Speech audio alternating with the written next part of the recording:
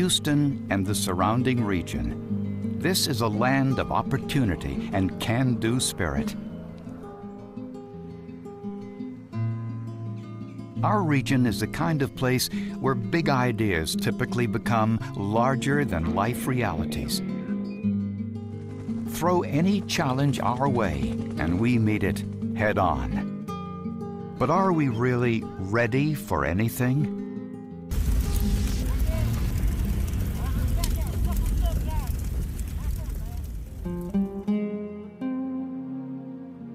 He ran back into the house to save us, but we were already outside. If only we had agreed on a plan ahead of time, he might still be alive.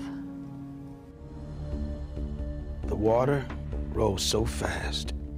We were so scared. The Houston region is home to more than 6 million people, with the majority living about 40 feet above sea level in a major hurricane landing zone. Since 1851, 60 hurricanes have struck the Texas Gulf Coast, 19 of them a Category 3 or higher. And the Galveston hurricane of 1900 still ranks as the deadliest storm in U.S. history, killing more than 8,000 people. Even when the hurricane season misses us, we run the risk of being engulfed by violent storms, tornadoes, or devastating flooding. No one who lived here in 2001 is likely to forget Tropical Storm Allison, which ranks as the 10th costliest storm in U.S. history, causing more than $5 billion worth of damage to the Houston region.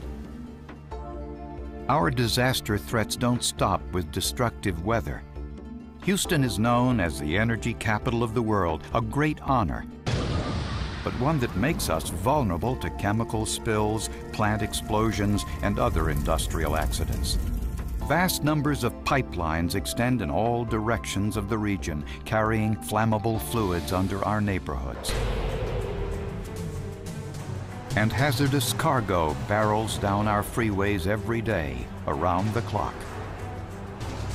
In addition, more than 50 million passengers are served by our 3 airport system every year. And we run one of the nation's busiest international shipping ports. Our major corporations produce trillions of dollars in annual sales. We are one of the nation's largest centers for world trade. Our size and concentration of industry makes us a prime target for terrorist attacks, just like any other major U.S. city.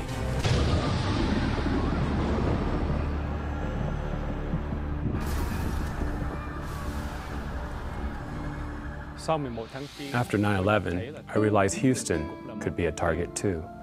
We were in a tall Houston downtown building, and I remember evacuating that day. It seemed like a bad dream. How could this be happening? On American soil, 9/11 opened everyone's eyes to the fact Houston is in danger too. No one likes to think about disasters, but they can happen here just like in every other part of the world. The question is, are you prepared to survive them? Your best chance for safety and survival from any disaster is for you and your family to be ready long before a disaster ever hits. And the best way to be prepared is to do these 3 steps. Make a plan. Build a kit. Stay informed. Doing these 3 steps can help save your life and the lives of others. But remember, disaster can strike at any moment, so you should take these 3 steps right now, beginning with making a plan. A good disaster preparedness plan gets you ready for just about anything, from an unexpected explosion to an event that you can see coming for days in advance, such as a hurricane. A plan helps to organize what is absolutely essential to the well-being, safety, and survival of your loved ones, pets, and yourself in the event of an emergency. When every individual and family has a good plan in place, it allows our various government agencies to successfully put their disaster plans into action for the region as a whole. These organizations are well coordinated with each other and have planned and trained for all types of disasters. Response and recovery efforts can be slowed down when citizens are not prepared. When everyone has a plan, everyone is safer. It's important that your plan has a way to account for everyone in your family, wherever they are. In case your home is affected by the disaster, designate a meeting place away from home where your family will automatically gather.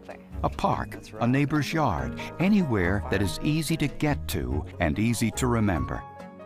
Also, choose a backup location farther away, even in another town, in case the devastation in our area is widespread. It's possible that cell phone service won't be working, and phone lines could be down or overloaded during a disaster, keeping you from making contact. But having a designated meeting location is something everyone can rely on. I couldn't get to the school to pick up my daughter. Couldn't get through on the landlines, and my cell phone was dead. It was a horrible feeling not being able to reach my family. When planning, write a list of all important phone numbers you might need, such as your hospital and your children's schools. Your phone list should also include one out-of-town contact person that everyone in your family should be instructed to check in with in case of emergency. Houston 911, do you need the police to fire And remember, the ambulance? calling 911 is the best way to summon the authorities if you need help. If you have kids in school, you shouldn't rush to pick them up. Schools are required to have a disaster response plan in place, and parent interference can disrupt it. Spend some time now learning the details of your school's preparation plans and specifically how to communicate during a disaster. Then, in the heat of the event, there will be no questions about what actions you should take. Many of us spend most of our day at work, so you should plan for this as well. Every commercial building is required to have a fire escape plan, but does it go any farther than that? Find out if your company is ready for disasters and what it plans to do to protect its employees. If a plan doesn't exist, urge your company to create one. If you can't get to your house, or if it is destroyed, the first priority is to take care of yourself and your family.